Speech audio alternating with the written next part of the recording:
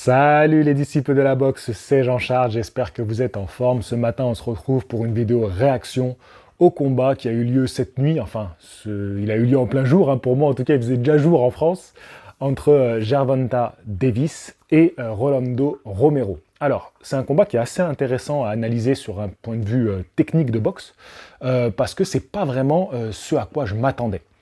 J'avais fait une vidéo avant combat sur ma chaîne secondaire, la chaîne des podcasts Box Attitude, où déjà, j'avais eu un bon pronostic, j'avais pronostiqué un KO de la part de Gervonta Davis entre le 3e et le 6e round, et c'est ce qui s'est passé. Gervonta Davis a fini par trouver la brèche et à mettre KO Rolando Romero.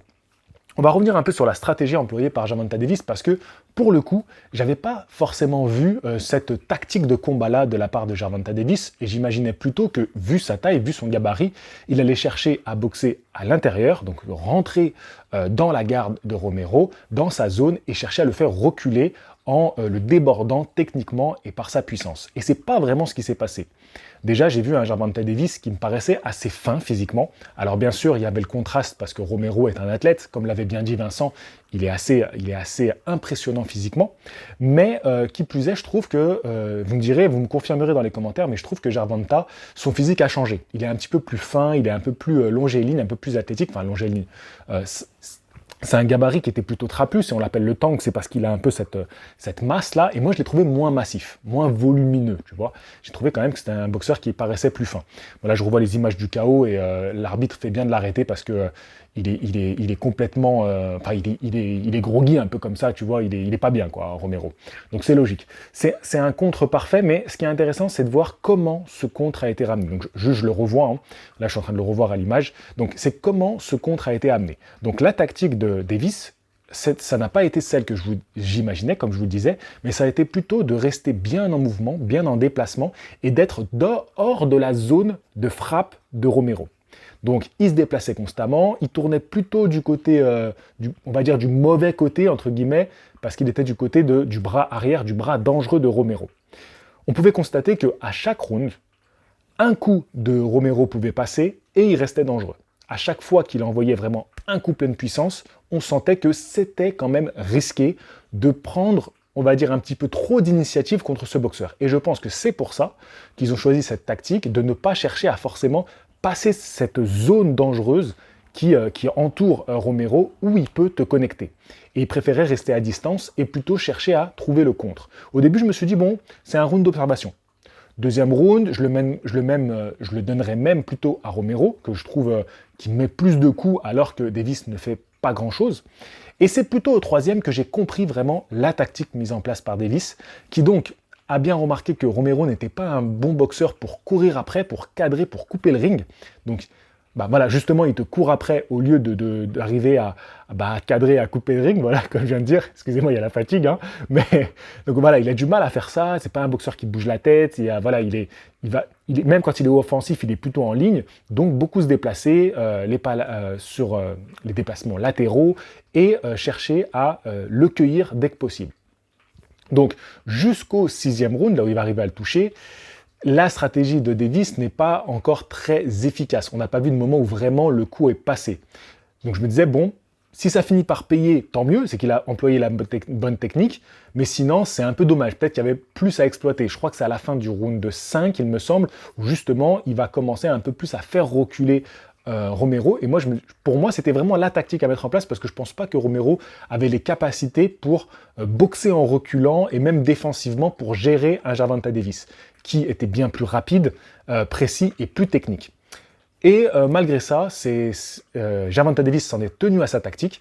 Alors bon, il déborde parfois un petit peu d'énergie, nerveux, il parle, mais bon, c'est son truc, il est comme ça, c'est son tempérament. C'est parfois un petit peu chiant, je pense que ça peut agacer les arbitres et les juges, mais bon, s'il gagne par KO, il règle le problème.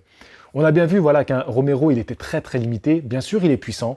Bien sûr, quand il déclenche, ça part vite, mais ça reste très primitif. C'est-à-dire qu'il ne désaxe pas pour envoyer les coups. C'est vraiment, il essaie de te cueillir quand tu arrives, mais s'il ne touche pas, et même parfois en avançant, s'il envoyait 2-3 coups, je pense qu'il pouvait avoir à portée de poing Davis, mais il n'était pas capable de faire ça, de faire cette boxe où je boxe en avançant et j'enchaîne pour pouvoir après te toucher. Non, il n'était pas capable. Il était très limité en fait dans la boxe qu'il proposait.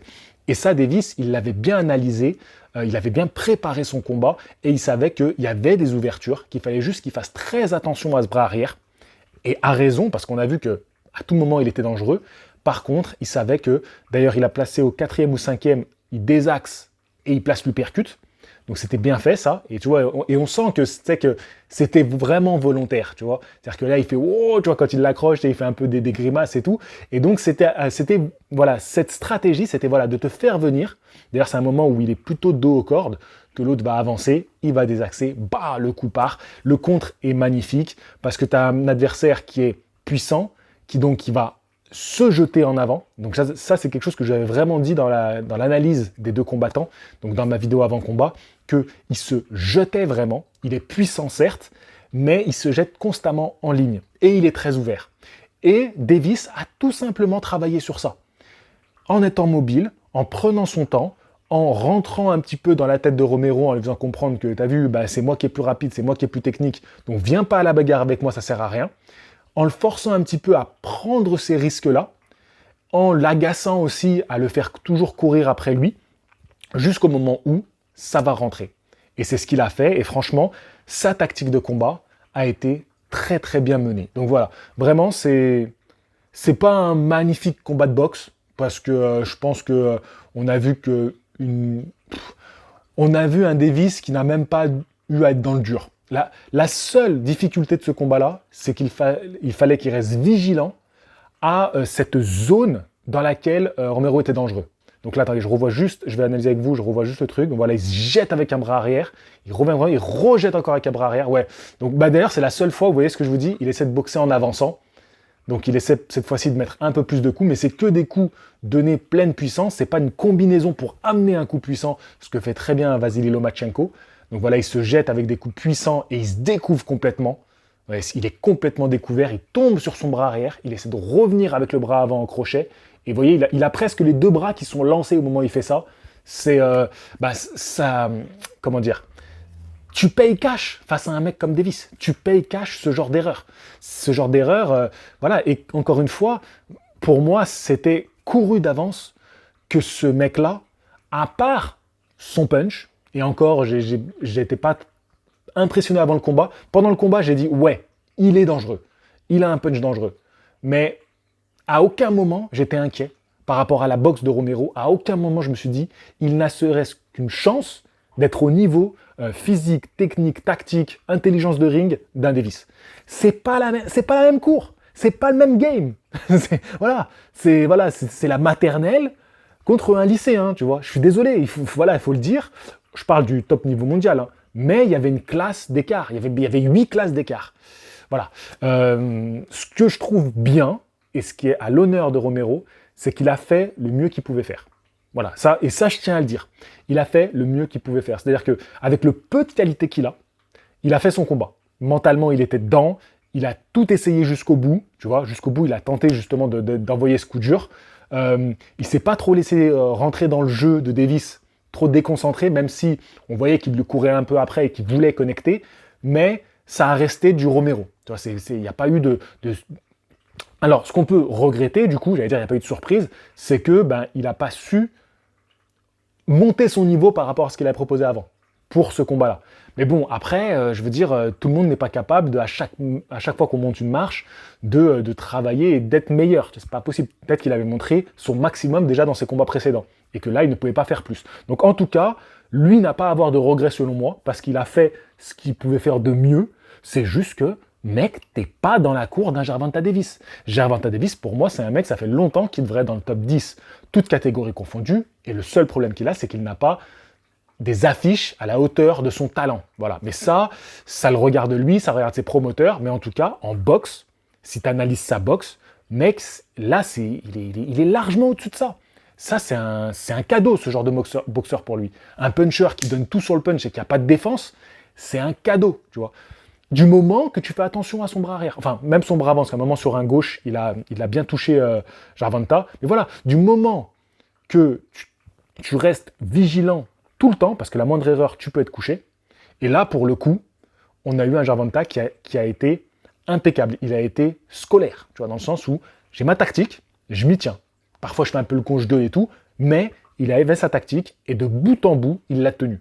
Quitte à ce que parfois, pendant le combat, on se fasse un peu chier et on se dit, mais Gervonta, il est pas trop dedans, tu vois. Mais c'était sa tactique. Sa tactique, c'était ça. C'était pas d'aller à la guerre, tu vois, rentrer dedans, comme il a fait, comme certains boxeurs, où il y va, il rentre, l'uppercut. Non, là, c'était vraiment cette stratégie de combat. Je me déplace, beaucoup avec le bras avant. Alors, c'est une garde inversée, mais comme ce sera inversé pour vous, bah, c'est le bras gauche. Pour lui, le bras droit, qui était bien pour gêner, tu vois, pour ensuite placer son bras arrière. Et surtout, ce bras avant, qui empêche de construire tes attaques et qui t'invite à attaquer. Tu vois, il pousse un peu ton adversaire à attaquer, à prendre l'initiative. Parce qu'il y a ce bras avant qui te gêne, qui te perturbe, et il faut que tu fasses quelque chose. Tu as ce bras avant qui te gêne, il faut que tu fasses un truc, il faut que tu tentes quelque chose. Et en l'invitant comme ça, pas le contre. Non, c'était très bien mené, et vraiment, à partir du troisième, c'était clair que c'était la stratégie de Gervonta Davis. Et elle a payé, bravo à lui. Maintenant, quelle suite pour Gervonta? À voir, c'était son dernier combat avec Mayweather Promotion. À voir maintenant s'il va prolonger, s'il va signer avec un autre promoteur et quel combat il va faire. En tout cas, dans cette catégorie des légers, il y a largement de quoi nous proposer des combats à la hauteur du talent de Gervonta Davis. Et ça, là, ce qu'on a vu ce soir, c'est pas un combat à la hauteur de Gervonta Davis. Voilà, que ce soit clair, on ne pouvait pas le vendre, et d'ailleurs, c'est pas ce que j'ai fait, comme un adversaire à la hauteur de Gervonta Davis. Je suis désolé. Sans manquer de respect à Romero, il a fait de son mieux, bravo à lui. Mais mec, t'es pas dans la cour encore. T'as encore beaucoup de classes à passer. Il faut encore que tu fasses vraiment tes devoirs. T'es pas dans le même monde. Et de toute façon, je pense très sincèrement que tu ne le seras jamais. Sans lui manquer de respect, moi je serai jamais capable de faire ce qu'il a fait. Mais c'est juste qu'on parle de Gervonta Davis. C'est tout. Et chez les légers, il y a de quoi faire mieux. Alors donnez-nous mieux. Voilà, maintenant, il y en a un petit peu, maintenant le supporter de boxe qui est en moi, il en a un peu marre. Gervonta, tu mérites mieux. Tu mérites mieux que ça. Tu mérites des grands combats parce que tu es un grand boxeur. C'est ce que je pense en tout cas. Sur ce, je vous dis à la prochaine. Prochaine vidéo, c'est la vidéo travaillée. Chaque semaine, je vais faire une vidéo bien travaillée. Et puis une vidéo comme celle-ci, à l'arrache, voilà. Donc là, c'est une vidéo réaction. Je pense que la prochaine vidéo à l'arrache, ça sera la réaction dimanche prochain. Et vidéo réaction dimanche prochain, parce que là, on va avoir que des beaux week-ends de boxe. Et puis la vidéo travaillée, je suis en train de vous concocter, voilà, je suis en train de cuisiner un petit truc sympa. N'hésitez pas à aller voir la dernière vidéo sur la première défaite de George Foreman. N'hésitez pas à aller voir cette vidéo, j'ai bossé comme un acharné pour vous faire une belle vidéo et je suis sûr qu'elle va te plaire si tu ne l'as pas encore vue. Et si tu l'as vue, n'hésite pas à mettre un petit commentaire pour me dire ce que tu en as pensé. Je vous dis à la prochaine. Fighting!